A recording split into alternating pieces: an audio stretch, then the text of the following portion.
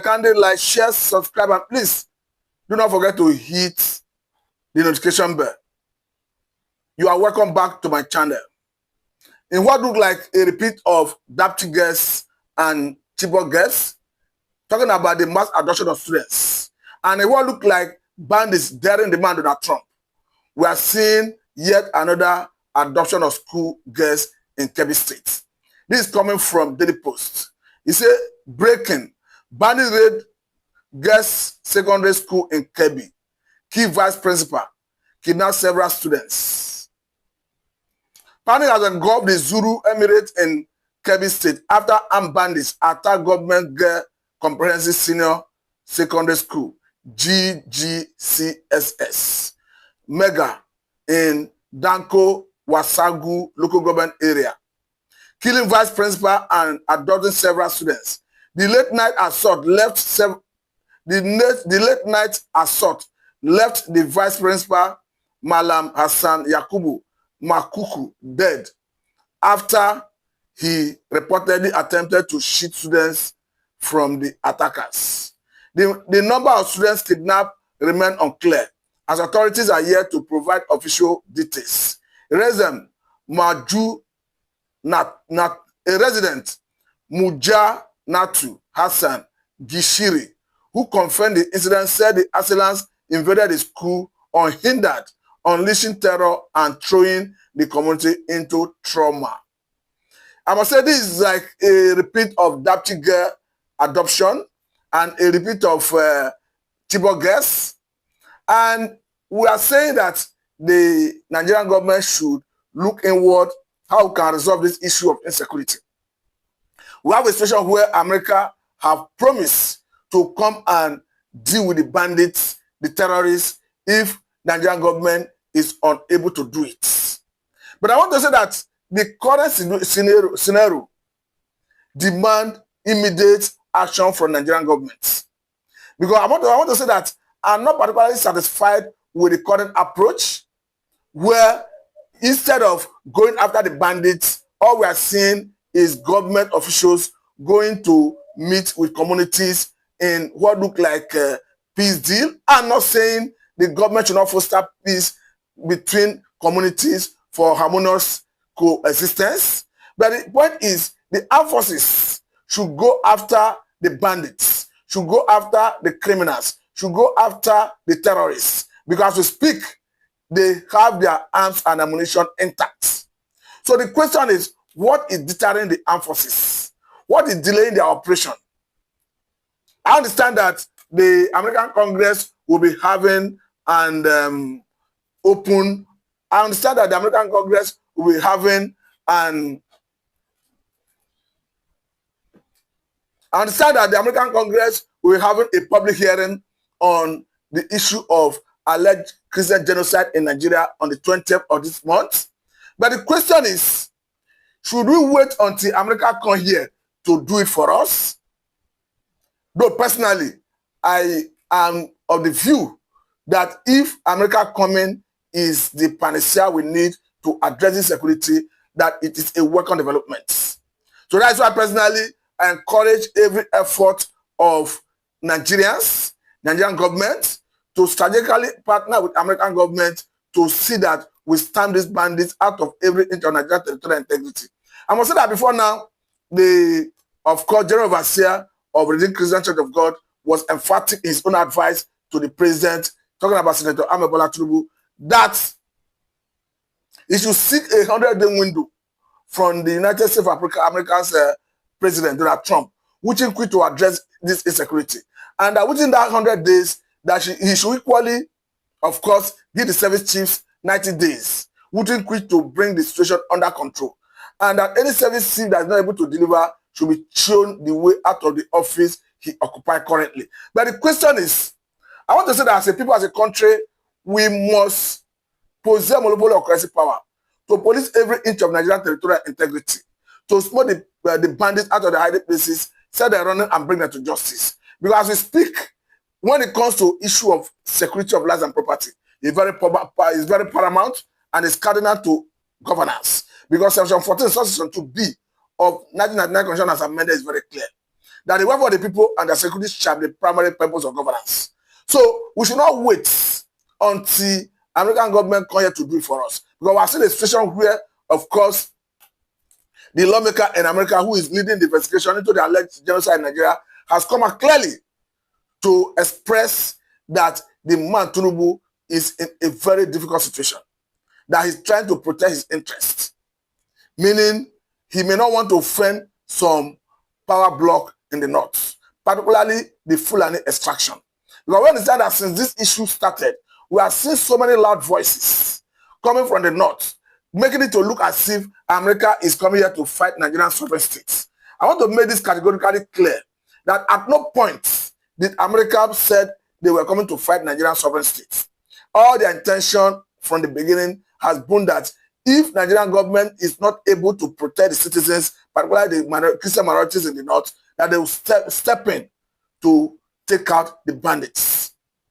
But the question here is, if we have all agreed that bandits are bad, that bandits are criminals, does it not make sense to say whether they kill Christians, whether they kill Muslims, that we should all unanimously agree and support every move or any move to take them out? But I want to say that this particular agenda, or rather this particular strategy of America is a work on development, as far as I'm concerned, because if your enemy is my enemy and we have a common friend who say, let me come and address it and take them out, I think it makes sense to say, come and do it, because as far as I'm concerned, America have a competence to doing this. Because we have seen in the time past, even in 2020, how they came all the way from America to Nigeria to rescue a 27-year-old Lewantin, of course, an American citizen who was kidnapped in Niger, taken to Sokoto State in Nigeria.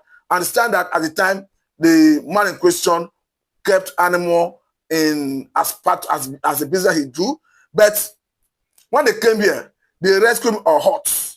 That is competence, that is capacity. So, and when it comes to intelligence, we know that they are there. And of course, more so as in Nigeria, we are seeing a situation where the issue of terrorism, Fulani militia, and even banditry is mutating, it's metamorphosing.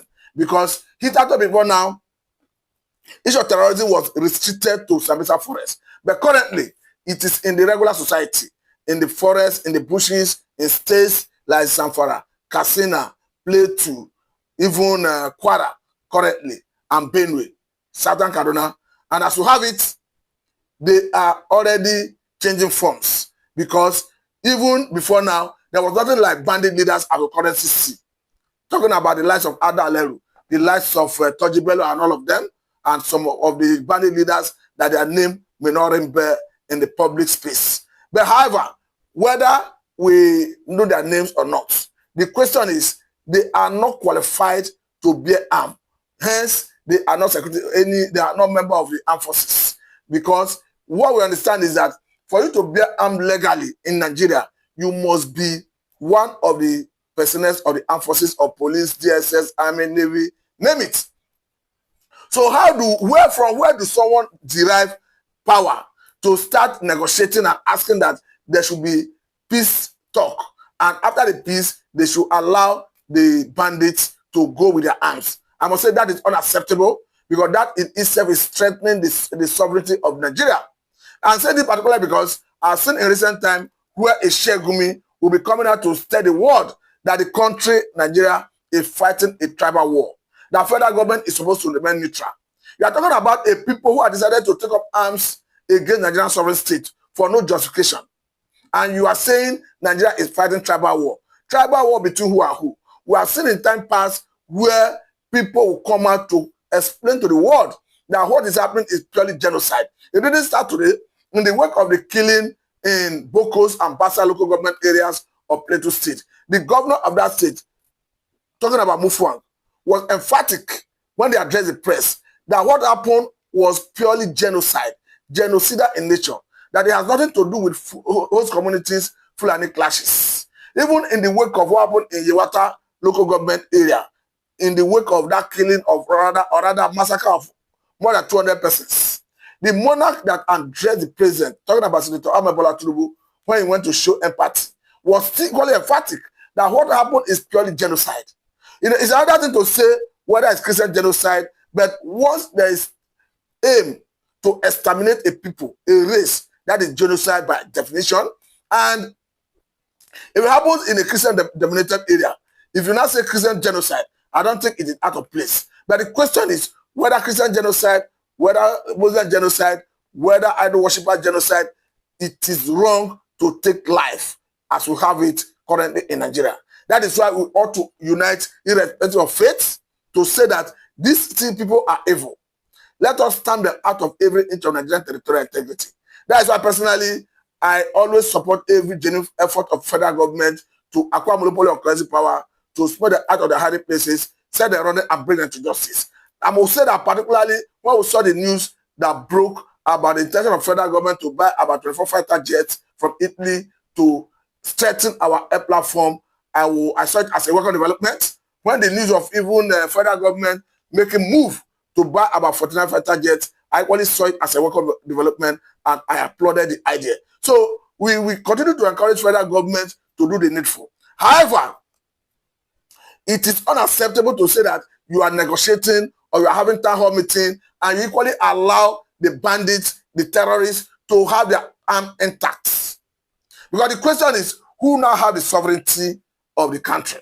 Because for me, that automatically amounts to sovereignty within sovereignty. If all we do is hold town hall meetings, bring Fulani communities together with host communities, talk to them, and of course, maybe there is a reprieve for some time. I must say that is a piece of the graveyard, because if they still have their arms intact, any day they feel dissatisfied with whatever terms that was agreed, they will equally come out, turn out to start adopting or killing people. Just like we saw in, of course, in Zavara State, where it was reported that when a peace broke down, that the bandits came back and started adopting people. But I must say that this new strategy of coming to Kebbi State to kidnap school girls may not be unconnected with strategy to discourage the American government or American armed forces from bombing them in their hideouts. Because I want to say that perhaps because they are seeing that it is imminent that the American government will likely come against them, they want to come and start adopting students so that they will start using them as shields. So that it will be difficult for the armed forces, American armed forces, to start bombing them when they have innocent students in captivity. That is why Nigerian government must step up action to ensure that they protect every government school in the north, so that this mass adoption of students will stop. And these ones that have been adopted, I want to say that the government of Kebbi State and federal government should, with a speed of light, expedite action to seek for the release of those students, because as far as I'm concerned, those students do not commit any crime. The only crime they commit is being Nigerians and being in the school where the adoption took place. But as far as I'm concerned, they deserve to have a peaceful environment devoid of insecurity. I must say very big thank you for time. This is Mr. Matu.